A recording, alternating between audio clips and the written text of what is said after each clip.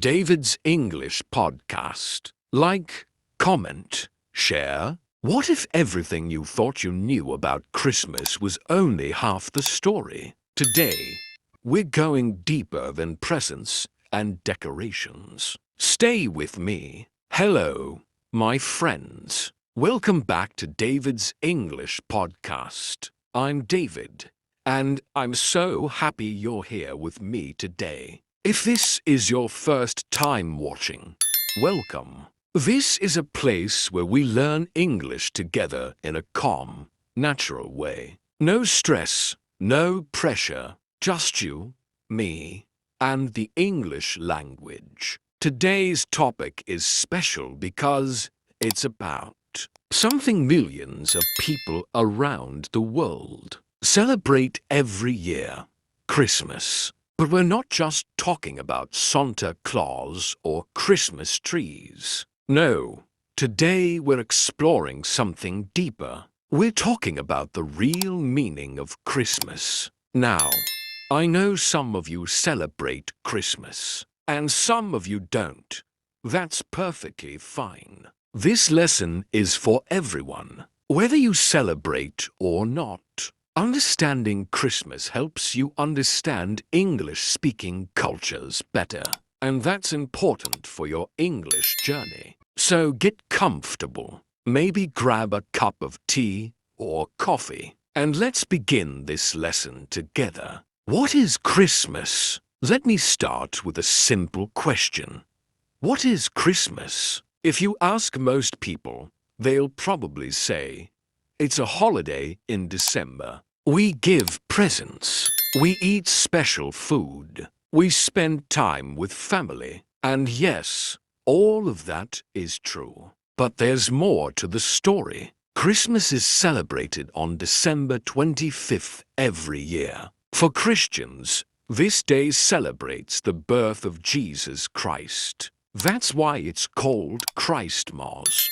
The word Christ refers to Jesus, and Mos comes from an old word meaning celebration or Mass. So literally, Christmas means the celebration of Christ. Now, let me be clear about something. Today, Christmas has two meanings for many people. There's the religious meaning, which is about faith and spirituality. And there's the cultural meaning, which is about traditions, family, and kindness. Some people celebrate both meanings. Some people celebrate only one, and that's okay. There's no right or wrong way here. What I want you to understand is this.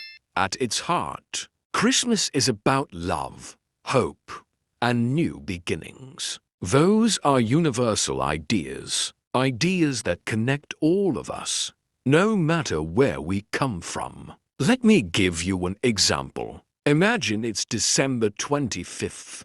You wake up early. Your house smells like fresh bread or cookies. Maybe there's snow outside, or maybe the sun is shining. Your family is together. Everyone is smiling. There's a feeling of warmth and peace. That feeling, that's Christmas. It's not about expensive gifts or perfect decorations. It's about connection. It's about being present with the people you care about. The story behind Christmas. Now let's talk about where Christmas comes from. Let's go back in time. Way back, more than 2,000 years ago. Sentence 3. The wise men followed a bright star to find baby Jesus. One more time. The wise men followed a bright star to find baby Jesus. Great job. If you understood all three sentences, you're doing excellent. If you missed something, that's okay. You can always rewind and listen again. That's the beauty of learning at your own pace. The deeper meaning. So now you know the story. But what does it all mean? Why do people still talk about this story more than 2,000 years later? Let me explain. The Christmas story is about hope. It's about light coming into darkness. Think about it. Jesus was born in the middle of winter, during the darkest time of the year, and yet his birth brought hope and joy to the world. This is a powerful symbol. It reminds us that even in our darkest moments, there's always hope. There's always a chance for something new and beautiful to begin. The story is also about humility. Jesus wasn't born in a palace. He was born in a stable, surrounded by animals. His first visitors were simple shepherds, not kings or presidents. What does this teach us? It teaches us that every person has value. It doesn't matter if you're rich or poor, famous or unknown. Every single person matters. There's another lesson here too. The lesson of love. The reason Christians believe Jesus came to earth was because of love. Love for humanity. Love that asks nothing in return. This kind of love is called unconditional. Love. It means loving someone without expecting anything back.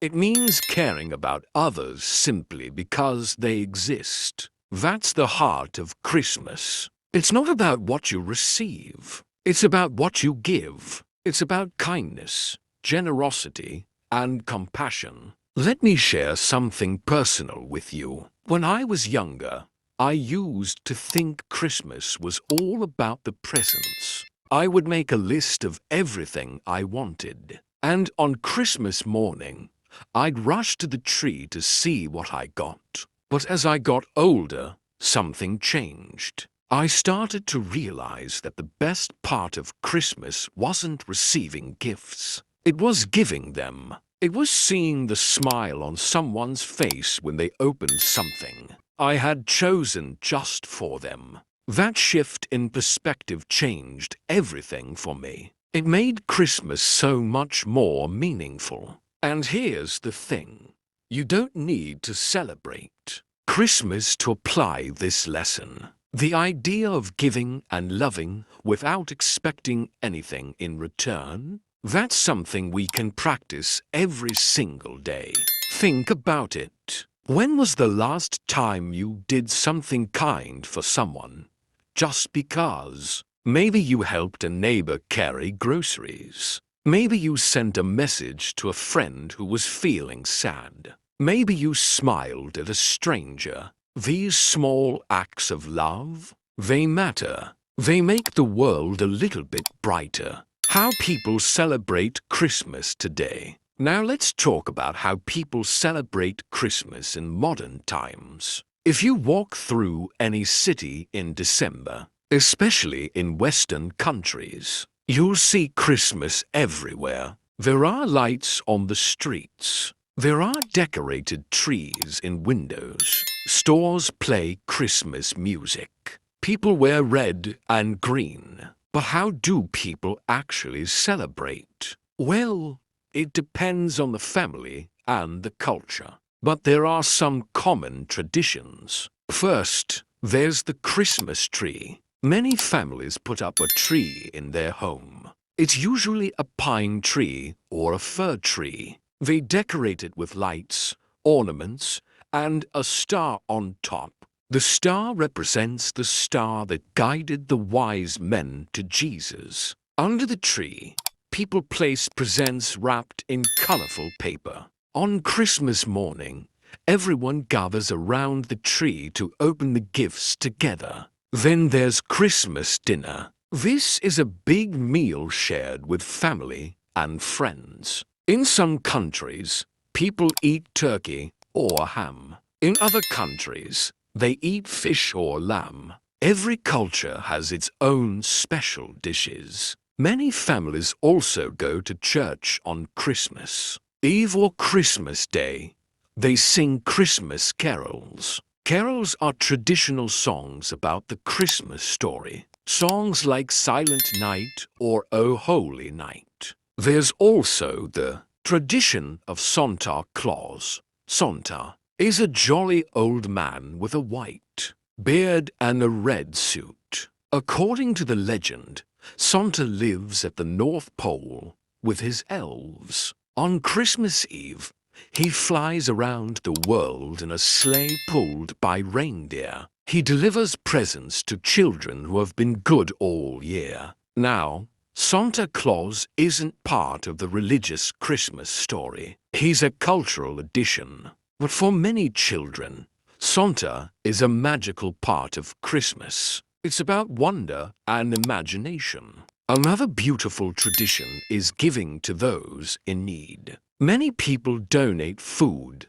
clothes, or money to charities during Christmas time. They volunteer at shelters. They help families who are struggling. This tradition connects directly to the meaning of Christmas, love and generosity. I remember one Christmas when I was a teenager. My family decided to volunteer at a soup kitchen. A soup kitchen is a place that serves free meals to people who are homeless or poor. I'll be honest, I didn't want to go at first. I wanted to stay home and relax, but my parents insisted.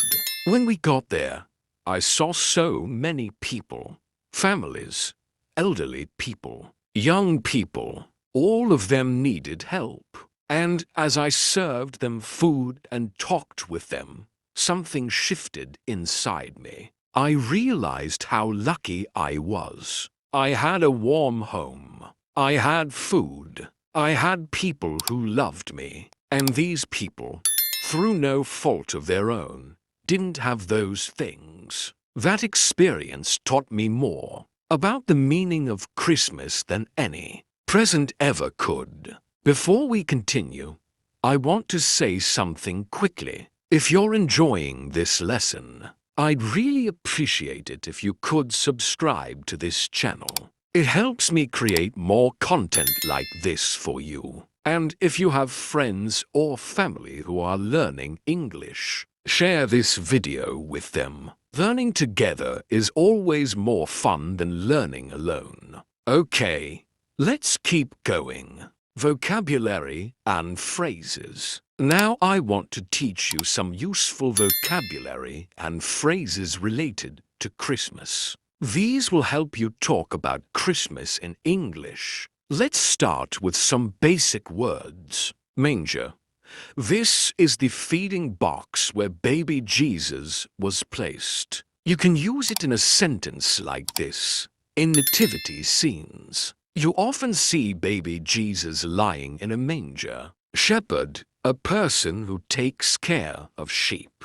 The shepherds visited Jesus on the night he was born. Star, the bright light in the sky. A star guided the wise men to Bethlehem. Stable, a building for animals. Mary and Joseph found shelter in a stable. Carol, a Christmas song. We sang carols by the fireplace on Christmas Eve. Now let's look at some common phrases. Merry Christmas. This is how we wish someone well during Christmas. You can say it to anyone. Merry Christmas. I hope you have a wonderful holiday. Peace on earth. This phrase comes from the Christmas story. It means we hope for peace and harmony in the world. Christmas reminds us to wish for peace on earth. The Christmas spirit. This refers to the feeling of joy, kindness, and generosity during Christmas time. She's full of the Christmas spirit this year. To deck the halls. This means to decorate. It comes from an old Christmas carol. We're decking the halls with lights and garlands. Goodwill toward all. This means treating everyone with kindness and respect. Christmas encourages goodwill toward all people. Here's a tip for you. If you want to improve your English, try using these words and phrases in your own sentences. Write them down. Say them out loud. Practice makes perfect. Let's do another listening practice. This time, I'll say a short paragraph. Listen carefully. I'll say it twice. Here we go. Christmas is more than just a holiday. It's a time to remember what truly matters: love, kindness, and hope. Whether you celebrate Christmas or not, these values are universal. They connect us all as human beings. One more time. Christmas is more than just a holiday. It's a time to remember what truly matters: love, kindness, and hope. Whether you celebrate Christmas or not, these values are universal. They connect us all as human beings. Excellent. How did you do? If you understood most of it, you should feel proud. You're making real progress. Reflection and application. We're near the end of our lesson today, but before we finish, I want to leave you with something to think about. The real meaning of Christmas isn't found in stores or shopping malls. It's not about how many presents you give or receive. It's not about having the fanciest decorations. The real meaning of Christmas is found in moments of connection. It's found when you help someone who needs it. It's found when you forgive someone who hurt you. It's found when you choose love over anger. The story begins in a small town called Bethlehem. It's located in the Middle East. At that time, a young woman named Mary was pregnant. She was traveling with her husband, Joseph. Because the government required everyone to return to their hometown for a census. A census is an official count of all the people in a country. When Mary and Joseph arrived in Bethlehem, they had a problem. There was no room for them in any hotel or inn. Everything was full because so many people had traveled there for the census. So where did they stay? They stayed in a stable. A stable is a building where animals, like horses, donkeys, and sheep live. It wasn't comfortable. It wasn't warm, but it was shelter. And that night, in that simple stable, Mary gave birth to a baby boy. She named him Jesus. Because there was no bed, she laid him in a manger. A manger is a feeding box for animals. It's usually filled with hay or straw. Now, think about this for a moment. This baby, who Christians believe would grow up to change the world, wasn't born in a palace. He wasn't born in a fancy hospital. He was born in the simplest, humblest place imaginable. That's an important part of the story. It teaches us something. Greatness doesn't come from wealth or status. It comes from love, purpose, and service to others. According to the story, that same night, shepherds were watching their sheep in the fields nearby. Suddenly, angels appeared in the sky. The angels told them, "Good news! A Savior has been born. Go and see him." The shepherds were amazed.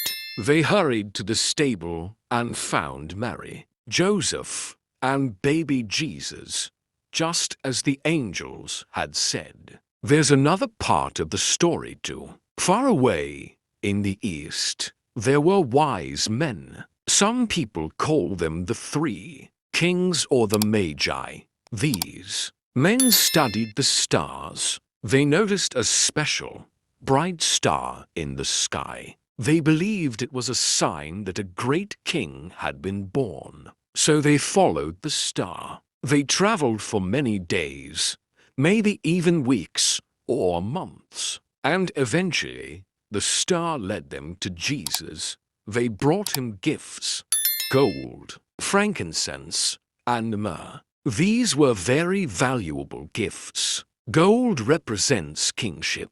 Frankincense represents worship and prayer. Myrrh represents sacrifice. This is the traditional Christmas story. It's told in churches, in books, in movies, and in songs all around the world. Listening practice 1. Okay, let's pause here for a moment. I want to practice your listening skills. I'm going to say 3 sentences slowly. Listen carefully. After each sentence, I'll repeat it one more time. Don't worry about writing anything down right now. Just listen. Ready? Here we go. Sentence 1. Christmas is celebrated on December 25th every year. One more time. Christmas is celebrated on December 25th every year. Sentence 2. Mary and Joseph stayed in a stable because there was no room at the inn. Again, Mary and Joseph stayed in a stable because there was no room at the inn. You see, the lessons of Christmas can be applied every single day of the year. You don't have to wait until December to be kind. You don't have to wait for a special occasion to show love. Here's what I want you to do. Think about one person in your life who needs kindness right now. Maybe it's a family member. Maybe it's a friend. Maybe it's even yourself. What's one small thing you can do to show that person love? Can you call them? Can you send them a message? Can you spend time with them? It doesn't have to be big. Remember, Jesus was born in a simple stable. The most powerful things often start small. And here's the beautiful part. When you give love, you receive it back. Not always immediately, not always in the way you expect, but it comes back. That's the real magic of Christmas. That's the real meaning. Subscribe reminder to 28 minutes and 30 seconds to 29 minutes and 0 seconds. My friends, we're almost at the end. If this lesson touched your heart or helped your English in any way, please hit that subscribe button. It would mean the world to me. And don't forget to turn on notifications so you never miss a new lesson. I create new content every week to help you on your English learning journey. Well, my friends, we've covered a lot today. We talked about the story of Christmas, the deeper meaning behind it, and how people celebrate it around the world. But more than that, I hope this lesson reminded you of something important: the power of love, hope, and kindness. These aren't just Christmas values. They're human values. They're universal values. So as we end today, I want to thank you for spending these 30 minutes with me. Your time is valuable, and I'm honored that you chose to spend it here. Keep practicing your English. Keep learning. Keep growing. And remember, you're doing better than you think you are. Every day, you're improving. Every lesson, you're getting stronger. I'm proud of you. Until next time, take care of yourselves. Be kind to each other. And keep speaking English with confidence. This is David, and I'll see you in the next lesson. Goodbye, my friends. David's English Podcast. Like, comment, share,